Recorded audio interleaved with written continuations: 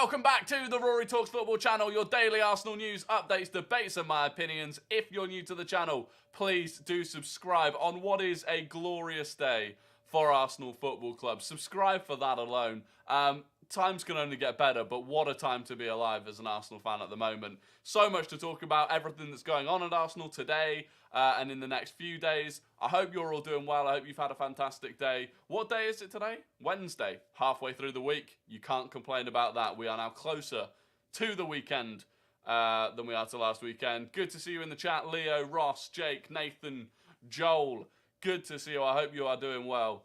And look, if you've not been following on Twitter and everything today, there is a lot of news to catch you up on, and it is all good news. If you're watching on TikTok and you want to get involved in the YouTube chat so that I see your comments, my YouTube channel is linked in my bio on TikTok. Jump over, drop me a subscription. We're trying to get to 4,100 subscribers at this point, and I would be very, very grateful for those subscriptions. Clockend, Leeds Gunner, Dominic, Dirks, Vicente, Liam, Owen, Elliot. Good to see you all. So, I mean, where do we even start? There's about 15 different people on the thumbnail. I guess where it all started was last night. The 11:30 p.m.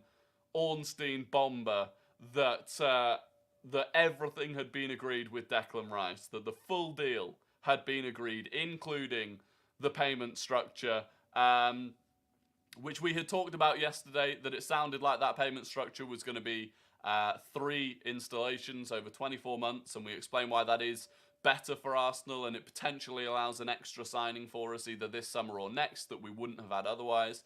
And yeah, it was 11:30 when that Ornstein bomber dropped, and we got the here we go from Fabrizio Romano as well. And look, I wanted to give, you know, not that they need it from me, that's for sure, but a shout out to the people that have been bang on with the Declan Rice story pretty much the whole way through.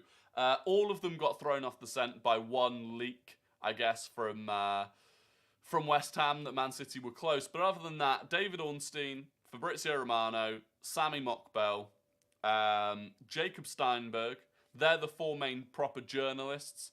And then Team News and Ticks, an ex-West Ham United employee. They have been pretty much bang on the whole way through. They've not really peddled anything that was inaccurate. Like, you know, people like DiMarzio, shocking journalism.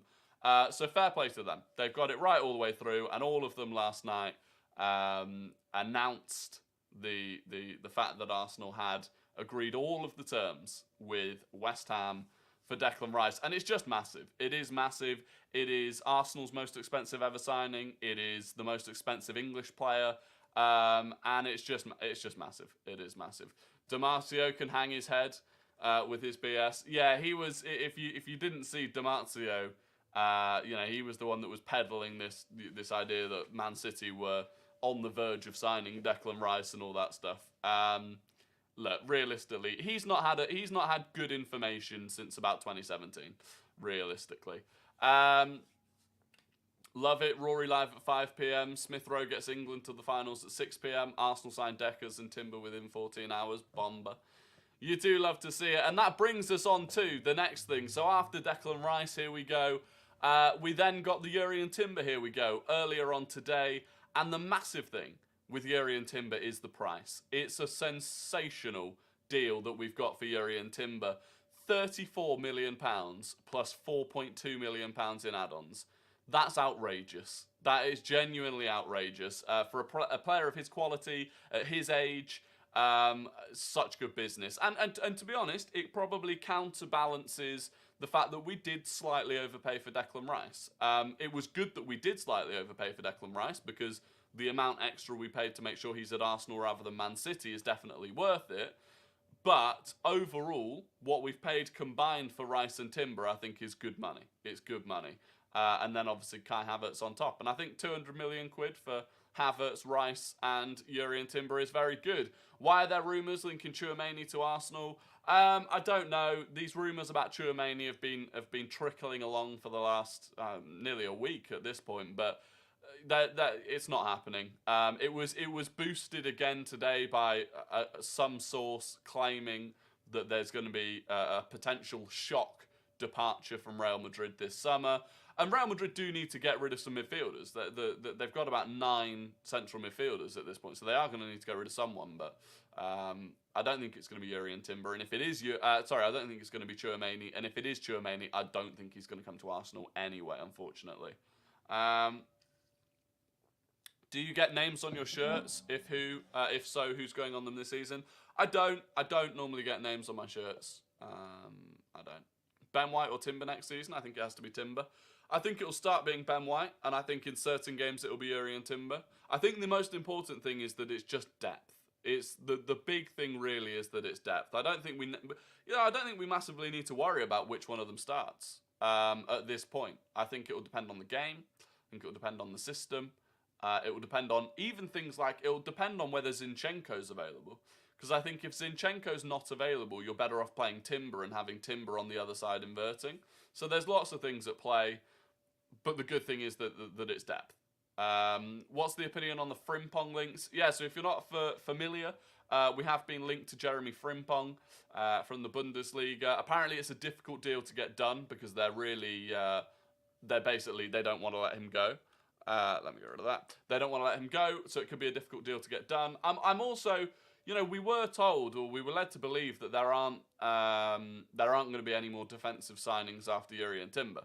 And even if you remove Holding and Cedric from the equation, Arsenal now do have a lot of defenders. So I think you'd have to then...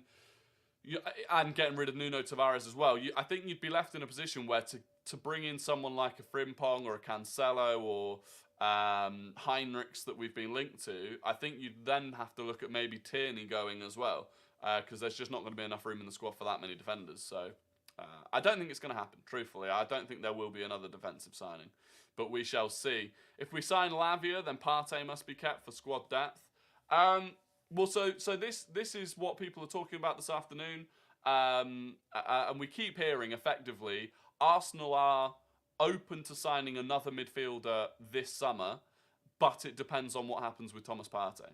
So the interesting thing with your comment there is that I don't think we sign Lavia unless we lose Partey. I don't think there's a world in which next season we have both Partey and Lavia. Despite the fact I think that would be very good, I don't think that's something that we're going to see next season. So, there's been numerous reports saying that we only go in for another midfielder if we lose Thomas Partey.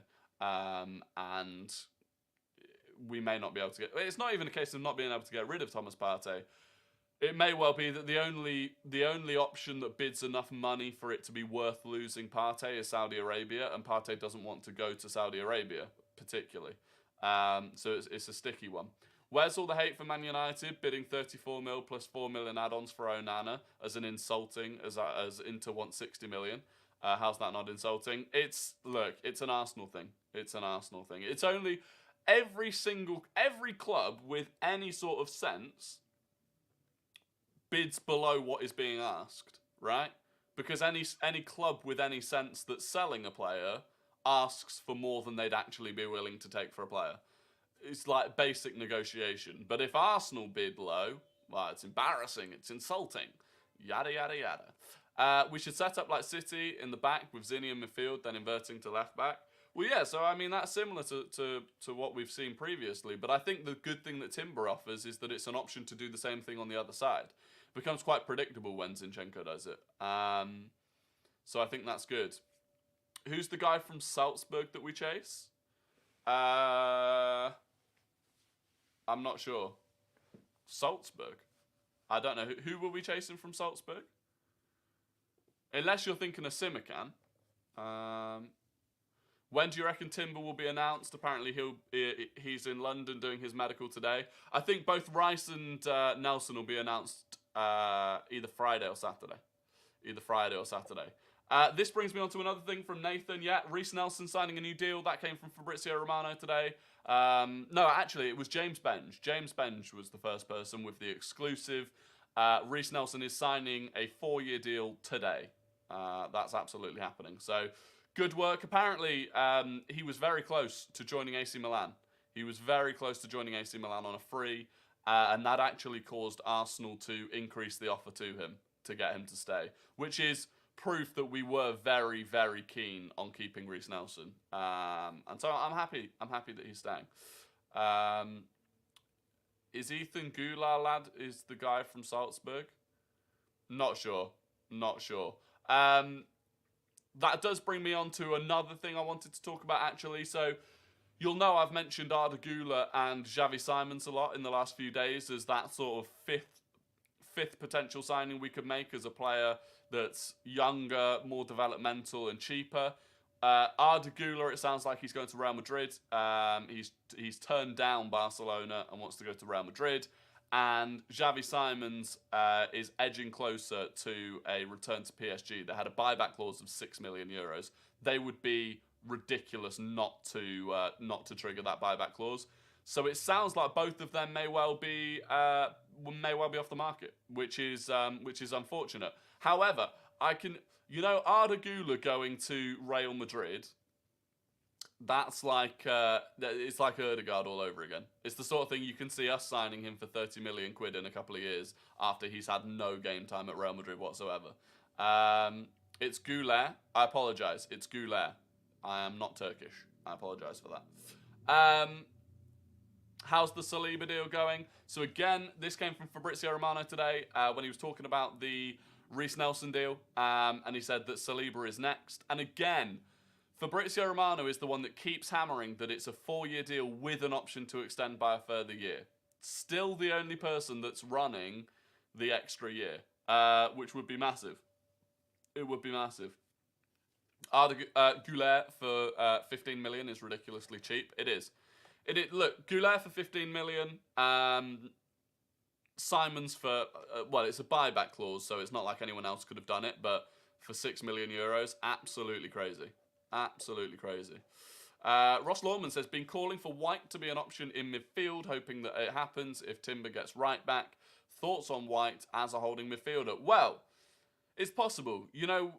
It's if anyone in our defence could be the, and I don't like saying be the John Stones because defenders have done it before John Stones, but I guess it was made more prominent by John Stones last season. If there's anyone in the Arsenal squad that I think would do it well, it is Ben White. He did play holding midfield for Leeds on occasion, for Brighton rather. So it is possible. It is possible. But again, but then if you were doing that right, in terms of trying to think how the whole squad would be balanced, you'd have because Rice. You assume that Rice is basically going to play every game, right? So in the midfield, who would you have? Rice and Ben White.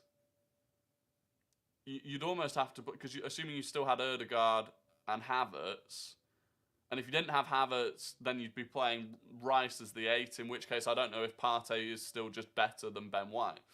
So it depends what happens with our midfield, I guess.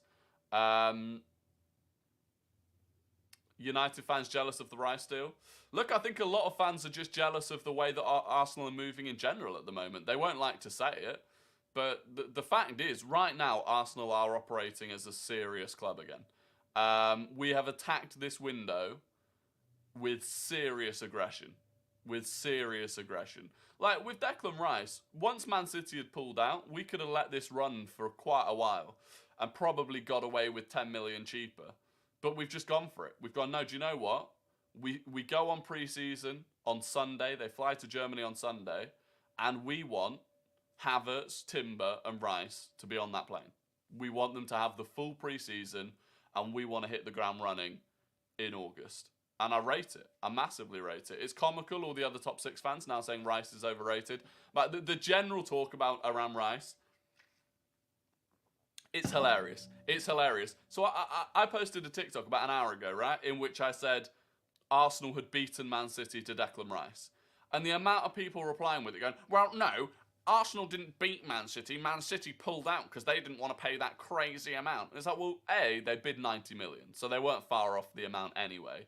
And B, when it was the other way round and Man City came in and suddenly people thought, well, now Man City are in, they're going to win. All of the talk was Arsenal have bottled a one-horse race. Arsenal are going to lose Rice to Man City. Blah, blah, blah, blah, blah, blah, blah. But now Arsenal have won the race. Man City pulled out. They didn't. Man City didn't want to pay. Swivel on it. And actually that brings me back to a thing from. This came from ex-West Ham United employee, right? Who is bang on. Okay. We can confirm that Sean Reiss, Declan Rice's dad, had no input in where the player wanted to go. Both him and Declan admire and respect Man City. But Declan... both him and Declan admire and respect Manchester City and Pep. But Declan was just more sold by what was on offer at Arsenal. And that, my friends, is the cold, stark reality of winning the treble in the way that Manchester City did. Winning the treble, that should trump anything. If you're in for a player having just won the treble, that should trump everything. There should be no way that another club could lure a player away from you. But the fact is, the way that Man City have won the treble, it's just not the same. It's just not the same. It's the cold, harsh reality for Man City is that no matter what they do, they've bought it all. And players, not all players, plenty of players will still go to Man City, of course. But there will be players, like Declan Rice, that have a bit of integrity about them that will not want to go to Man City. And they'd rather go to Arsenal. And that's just the way it is. That's just the way it is. VAR check for a pen. Is this the England game? Go on, England. Go on, England. Would you rather we got Mount over Havertz? Surely we should have got Mount if we're playing Havertz in midfield. No. And the reason is, Arteta could have got Mount. Like, realistically, we could have gone in for Mount, but we went in for Havertz. If Arteta wants Havertz over Mount, I am not gonna stand in his way. I am not gonna argue. Do you think Pepe could stay and have a role next season? No, he can't. And that's just the unfortunate truth for Pepe is that, and he knows it himself, he just doesn't fit with what Arteta demands from a team. He just doesn't fit, and it's unfortunate. It's unfortunate that Arteta inherited Pepe as the club's biggest signing. And Pepe himself said Arteta really tried to do everything he could to get Pepe to work at Arsenal, and it just didn't work. Is Saliba still injured? We don't know. This is something I talked about yesterday. Saliba has been in training. He has been in training, but we don't actually know if he is fully fit because the training that they were doing was really light training. So he could still be able to do it with his injury. Morgan Gibbs-White misses the target. As Gibbs-White just missed a penalty. That's unfortunate. Where does all the Arsenal hate come from? I was shocked to see the fans begging that City won the title. We're a bigger club with a bigger fan base. And when you're a bigger club with a bigger fan base, more people find more of your fans annoying. And so they dislike the club. That's just how it is. And it also comes from please don't spam. It also comes from a position of like, Arsenal were in a terrible position for quite a long time, and rival fans enjoyed the fact that we were a bit of a punching bag. We were a bit of a laughing stock. As a fan base, we were in turmoil. People used to love settling down in the evening and watching Arsenal fan TV and watching the meltdown. They miss those days. They look back on those days with nostalgia, because they don't get it anymore. And I think they find that painful. And some of them, Chelsea, for example, suddenly have found that they themselves are the club that's in turmoil and the club that are getting consistently bantered. So, but it's football. It goes in cycles, It goes in cycles. And this is why, if you're an Arsenal fan right now, some people accuse me of being too positive and, cringy or whatever because of my positivity. You don't get times like these for long. Even if you're a Man United, no matter who you are, times like these don't last forever. So just enjoy them whilst they're here. This is a really good time for the club. Make the most of it. Be happy with it. While Spurs thought the North London was white, after winning nothing in 60 years. I know. I apologise for spamming. No, it wasn't you that was spamming. Don't worry. Do you think Havertz is back up to Odegaard? I don't think so. I don't think Havertz is back up to Odegaard because I just don't think you spend that much money on Havertz purely to be a backup. I think he can act as a backup to Odegaard. I think if Odegaard was injured, the first person probably to replace him would be Havertz, and then you'd maybe move someone else to the left 8.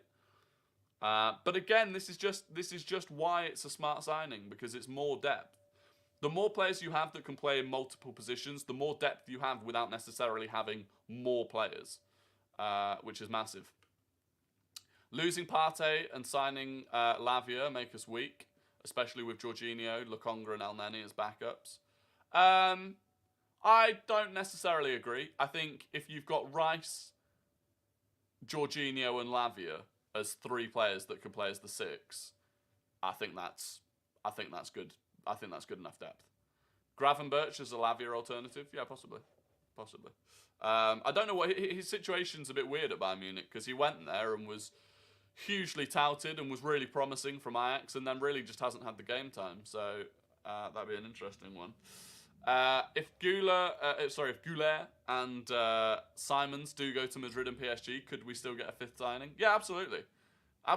You know, there's they're not the only 2 people of that sort of profile that are available. So yeah, definitely. People shouting De Jong, don't think that's going to happen. Yeah, look, so let's talk about De Jong. We'll talk about De Jong and then we'll get into Guess the Gooner. This whole De Jong thing, look, I don't buy into it. It's actually not come from any credible source. It's come from like 3 relatively random accounts on Twitter that started talking about De Jong and this idea that if Arsenal can raise money through sales, including the sale of Thomas Partey, we could turn our attention to Frenkie De Jong. It's not going to happen. For me, it's not quite the level of Tchouaméni or Mbappe ridiculous, but it's up there. And one of the reasons actually is that Man City have more accurately been linked to Frenkie De Jong over the last couple of days. If we get into another fight with Man City for another midfielder, I think this time they beat us because we are now in a far less, the position we're in financially now that we've got Reiss is not quite as strong. It's strong still, but not quite as strong. Thought you meant Nigel De Jong, forgot Frenkie. No, we're not signing Nigel De Jong, unfortunately. Would you start Timber at right back instead of Zinchenko? Because he can defend better than Zinni and invert. I assume you mean would you start Timber at right back and then have a different left back instead of Zinchenko? For some games I would, but also... I don't know. It's tricky. I just think Timber probably needs a bit of time. I do think Timber needs a bit of time. Luke De Jong could have been Luke De Jong, but it's not Luke De Jong. It's not Luke De Jong. Anyway, I've actually got to be quick because I need to jump off the stream at 12:30 because I'm going to Romania tonight. Well, I'm going to the airport tonight. So I need to do Guess the Gooner at some point. Is it true that the Rice medical is booked for Friday? It sounds like it. And is Timber as much of a defensive liability as Zinchenko? Well, I don't think Zinchenko is as much of a defensive liability as some people think he is. So, we'll see. The thing is that, like, Timber hasn't played at right back as often. And playing as a fullback leaves you more vulnerable defensively anyway than if you're at centre-back. So it's difficult. Anyway, it is time for Guess the Gooner, the game where I give you an ex or current Arsenal player's career path minus the Arsenal part of it, and you have to guess who that player is. You, of course, get the credit and the respect of the whole Rory Talks Football community. In fact, the whole Arsenal community, truthfully, if you get it correct. If you're watching on TikTok and you want to get involved, get over to the YouTube channel. The link is in my bio. And subscribe whilst you're there as well. So, this player, this ex or current Arsenal player, started at FC Lorient. They went on loan to Hertha. They went on loan to Marseille. And then they went to Marseille permanently. FC Lorient, Hertha on loan, Marseille on loan, Marseille permanently. Who is it? Got such an itchy nose, man. Who is it? It is not Jeremy Aliadier. And they're all coming in, and straight off the bat, we've got the correct answer from It's Jay Key. He's got the right answer. It is indeed Matteo Guendouzi, as it is spelt there, but it is Guendouzi. Congratulations to It's J Key. Deadpool was second, Jackson was third, Jermaine was fourth, and Nathan was fifth. It is indeed Matteo Guendouzi. Lots of correct answers very quickly there. So, fastest fingers were J Key. Congratulations to him. Congratulations as well to anyone who got it in the TikTok chat. Well done. And now, on to the Guess the Non-Gooner. This is a player who does not and has not played for Arsenal. I will give you their full career path, and you have to guess who it is. Again, you get respect. Not as much respect, but you do get respect. This player started at Lyon. They went to Marseille, where they went to Newcastle on loan. They went to Newcastle permanently. They went to Hull City on loan. They then went to Nice. They then went to PSG, they went to Rennes, they went to Valladolid, they went to Bordeaux, they went to Lille, and that's it. Who is the player? Who is the player? So all of that again, Marseille, Newcastle on loan, Newcastle permanently, Hull City on loan, Nice, PSG, Rennes, Valladolid, Bordeaux, Lille. It is indeed, who got it first? Who got it first? It was... it's Jakey again. He's done the double. He's done the double. It's Jakey. He did spell it wrong again. But look, that's the cost of typing quickly, I suppose. It's Jakey. It is indeed Hatem Ben Arfa. It is indeed Hatem Ben Arfa. Sunix was second. Ross Lawman was third. Jermaine was fourth. And Nick was fifth. Nick Harani was fifth. So congratulations. Congratulations to you. Hatem Ben Arfa, what a player. And what a weird career path. In all honesty, what a weird career path. Like, his final 7 transfers, or 6 transfers, he basically just never got sold. Like, he'd go somewhere, get released, go somewhere else, get released, go somewhere else. It was crazy. It was crazy. Do one more, you got time? I don't. And I also don't have an option. I don't have an option. There is, unfortunately, no more. There are no more. Oh, that was the final thing I wanted to talk about as well. The final person on the thumbnail that hadn't been talked about. Ethan Nwaneri is officially staying at Arsenal. He has come out. He is on the list of scholars that are staying at Arsenal. And again, just another example of how well this club is operating at the moment. He'll sign a professional contract when he turns 17. And we fought off Chelsea. We fought off Man City. Let's all remember, Saka, Saliba, Nwaneri, Reiss, Nelson, Timber, and Havertz have all done in the past 6 weeks. It's crazy. It's crazy. Oh, I've got such an itchy nose. What is a scholar's contract? So you can't sign a professional contract until you're 17. And so if you're younger than that, you sign a scholar's contract. Which there's just more rules about them, basically. I think a club is only allowed to sign so many scholars. There's a bunch of rules around it, basically. What do you think we will win this season? The Premier League.